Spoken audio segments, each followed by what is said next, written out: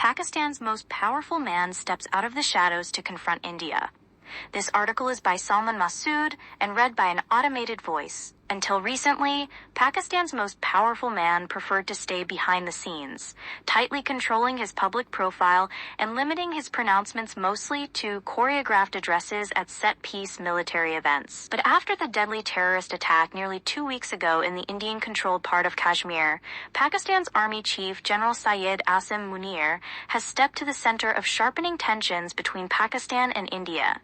As pressure has built in India for a forceful response to the attack, which killed more than 24 Hindu tourists near the town of Pahalgam, General Munir has increasingly shaped Pakistan's tone with his own tough talk. On Thursday, standing atop a tank during a military exercise, General Munir addressed troops in the field. "Let there be no ambiguity," he said. "Any military misadventure by India will be met with a swift, resolute, and notch-up response." That was a reference to Pakistan's vow to match or exceed any Indian strike. General Munir's comments have been seen in India and Pakistan as reflecting his need to project strength and rally public support after his country has struggled for years with political divisions and economic hardship. Those troubles have dented the steadfast loyalty that Pakistanis had felt for decades toward the military establishment, which has long had a hidden hand in guiding the country's politics. But General Munir's response appears to be more than a political calculation. Analysts describe him as a hardliner on India, with views shaped by his time leading Pakistan's 2 premier military intelligence agencies, and by his belief that the long-running conflict with India is at heart a religious one. Many in India have seized on remarks that General Munir made 6 days before the terrorist attack. In front of an audience of overseas Pakistanis in the capital, Islamabad, General Munir described Kashmir, which is divided between Pakistan and India, but claimed in whole by each, as the country's jugular vein. That phrase, which is deeply woven into the country's nationalist vocabulary, signifies how Pakistan sees Kashmir as vital to its national identity. The Indian Foreign Ministry denounced the comment as inflammatory and called Kashmir an integral part of India. Whether the current crisis escalates or gives way to restraint will depend as much on international diplomacy as domestic politics. The United States and the United Nations have called on India and Pakistan, both of which have nuclear weapons, to work toward de-escalation. In addition, Pakistan's permanent representative to the United Nations, Asim Ahmad, said on Friday that Pakistani diplomats and government ministers had spoken with their Chinese counterparts about the tensions with India. China is an ally of Pakistan and has economic interests there, but diplomacy may not be enough.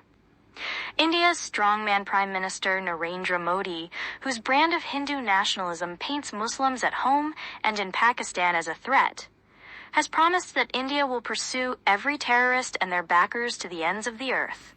After attacks on Indian security forces in Kashmir in 2016 and 2019, India responded by striking what it said were terrorist camps inside Pakistan. This time with 26 innocent people killed by attackers at a tourist destination, the deadliest such assault in the region in decades.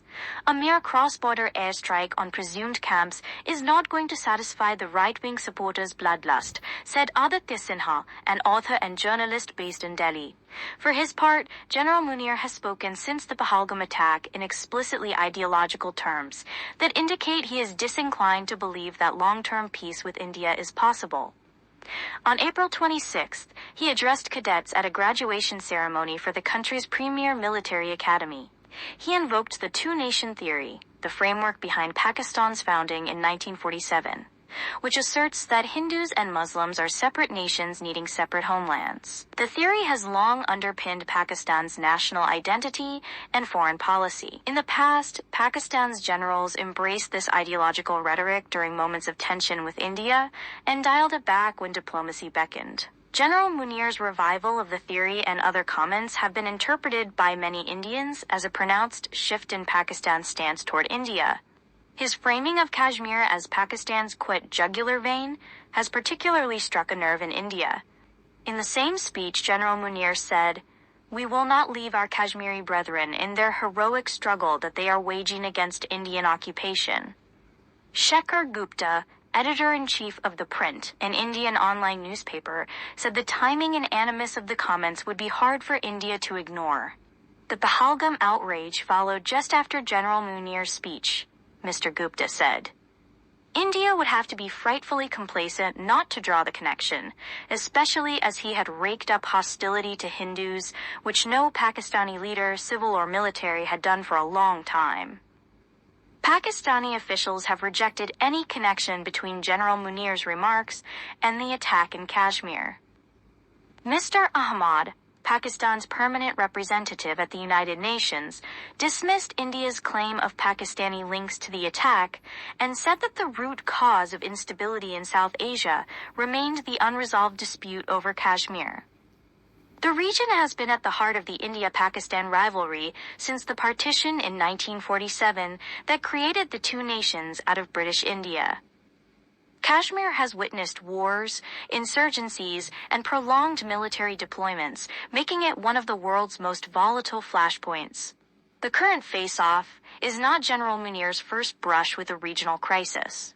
In 2019, when a suicide bombing in Kashmir triggered Indian airstrikes and a brief military escalation, General Munir was the leader of Pakistan's powerful intelligence agency, the Inter-Services Intelligence Directorate, or ISI. His tenure ended just months later, when Prime Minister Imran Khan removed him.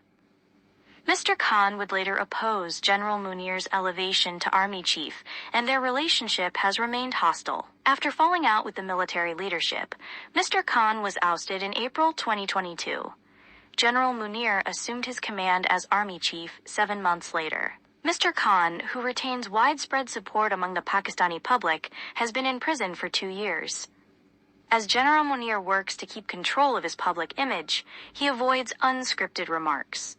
His speeches are forceful and devoid of ambiguity, often drawing on religious themes.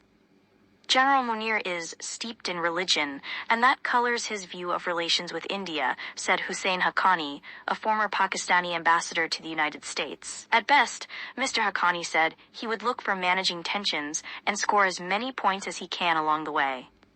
In this way, General Munir seems to reflect the turn toward a more Islamist Pakistani armed forces that the military dictator General Mohammad Zia-ul-Haq set in motion in the 1980s.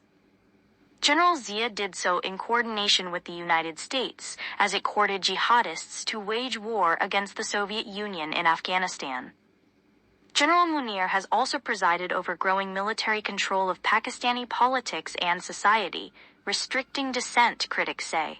He appears to want being in control more than wanting to be liked, Mr. Haqqani said. That has been his approach in domestic politics and will be his likely approach in dealing with India. The military has appeared to take a stronger hand in relations with India, moving to consolidate institutional control over any future talks by appointing the country's spy chief as national security advisor. That role had historically been held by retired generals and civilians. For now, diplomatic relations between the two countries remain frozen. Aggressive public messaging, rather than quiet diplomacy, has become the primary channel of communication. In such a climate, the risk of miscalculation is acute. Soheed Hussain, a political and security analyst in Islamabad, said Pakistan would feel compelled to respond if India launched military strikes. The question is whether Mr. Modi can choose to stop at this point, he said.